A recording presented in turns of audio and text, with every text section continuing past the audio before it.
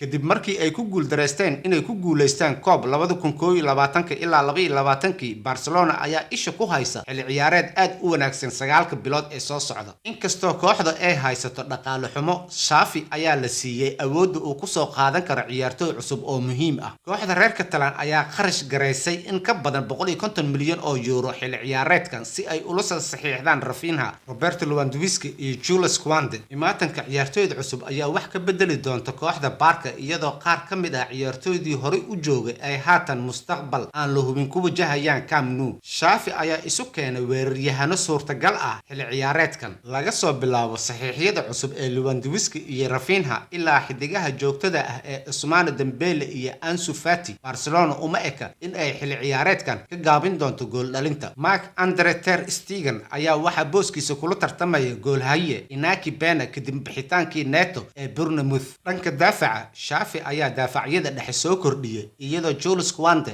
iyo Andries Christensen ay labaduba yimaadeen. Franck Kessie ayaa sidoo kale u muuqda inuu diyaar u yahay inuu xoojiyo khadka dhexe ee Barca oo hore u hayeen laguna sharfayay da'yarka tayada leh ee Pedri iyo halyey Sergio Busquets. Lewandowski ayaa si aan la yaab lahayn u qaatay lambarka 9aad ee xilli ciyaareedkan 2022 ilaa 23 iyada oo Ferran Torres uu u wareegay lambarka 11aad halka Pierre-Emerick Aubameyang uu doortay lambarka 17aad. haddana waxaan hal u sheegaynaa booska ay ka dheelayaan ciyaaryahanada: Marc-Andre ter Stegen goolhaye, Sergio Dest daafac, Gerard Piqué daafac, Ronaldo Araujo daafac, Sergio Busquets khadka dhexe, Ousmane Dembele weerar, Pedri khadka dhexe, Roberto Lewandowski weerar, Ansu Fati weerar, Ferran Torres weerar, Martin Braithwaite weerar, Nico Gonzalez khadka dhexe, Pierre-Emerick Aubameyang weerar, Jordi Alba daafac, Sergio Roberto khadka dhexe, Frenkie de Jong khadka dhexe, Samuel Umtiti daafac, Eric Garcia daafac, Inaki Bena goolhaye, Andries Christensen daafac, Jules Koundé daafac, Frankie Kessie khadka dhexe, Miralem Pjanic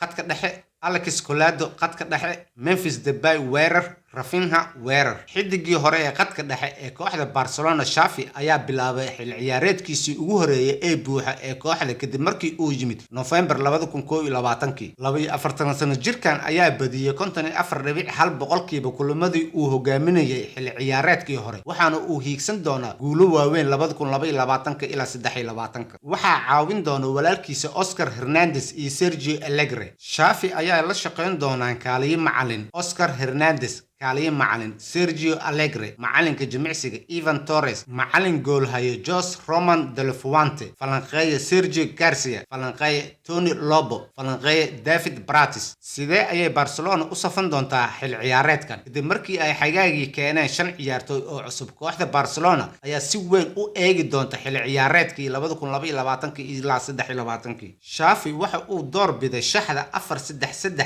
ee Camp Nou xilli ciyaareedkii hore, waxaana uu ku adkaystay qaab ciyaareedkii hore ee xilli ciyaareedkii hore iyadoo lagu saleynayo kooxda Barcelona ee haatan. Line-up-ka ayaa laga yaabaa inuu u ekaado sidan: Ter Stegen, Dest, Christensen, Garcia, Alba, Kessie, Busquets, Pedri, Dembele, Lewandowski iyo Rafinha. Kusoo biiritaanka Koundé si kastaba ha ahaatee ayaa keentay in ay soo baxaan warar sheegaya in Xavi laga yaabo inuu ku fikiro inuu u dhaqaaqo shax ah 3-4-3 oo uu hore ugu isticmaali jiray naadiga qadar uu macallinka u ahaa ee Al Sadd. Isbeddelka noocan oo kale ah ayaa u ogolaanaya Barcelona inay si fiican uga faa'iideysato daafacyada dhexe ee badan iyadoo kooxda siinayso boos weyn oo qadka dhexe ah. shaxda 3-4-3 ee Barcelona xilli ciyaareedkan ayaa u ekaan karta sida tan: Ter Stegen, Koundé, Christensen, Garcia, Dest, Kessie, Busquets, Pedri, Dembele, Lewandowski iyo Rafinha. labada shax ayaa gelinaya kursiga keedka Gerard Piqué, Ronaldo Araujo, Fati, Torres, Aubameyang, Frenkie de Jong iyo Memphis Depay. Barcelona ma u diiwaan gashan kartaa ciyaartoyga La Liga xilli ciyaareedkan iyadoo urursatay xidiga badan xilli ciyaareedkan 2022 ilaa 23. Barcelona ayaa dagaal ugu jirta sida ay u buuxin lahayd sharciga dhaqaale wanaaga ee La Liga. qayb muhiim ah oo ka mid ah sharciyadan ayaa ku lug leh xadka mushaarka ee koox kasta oo ku saleysan dakhliga, iyada oo naadiyada aysan awoodin inay diiwaan geliyaan ciyaartoy cusub haddii ay dhaafaan xadkaas. laga bilaabo 9 Agosto. Guardian ayaa sheegaysa in Barcelona ay weli awoodi weyday in ay diiwaan gashato ciyaartoydooda cusub, sababtuna ay tahay in aanay buuxin sharciga dhaqaale ee horyaalka. Kooxda reer Catalan ayaa si kastaba ha ahaatee ku rajo weyn in ay diiwaan geliyaan dhammaan ciyaartoyda ka hor kulankooda furitaanka ee ay la ciyaarayaan Rayo Vallecano 13 Agosto ee caawa. Barcelona ayaa qorsheynaysa inay 25% oo dheeraad ah ku iibiso Parque Studios 100 milyan oo euro, taasoo la jaan qaadi karta mushaaraadka La Liga. Kooxda ayaa sidoo kale raadinaysa inay ku riixdo suuqa kala iibsiga hal ciyaaryahan ciyaartoygaas oo loo badinayo Frenkie de Jong.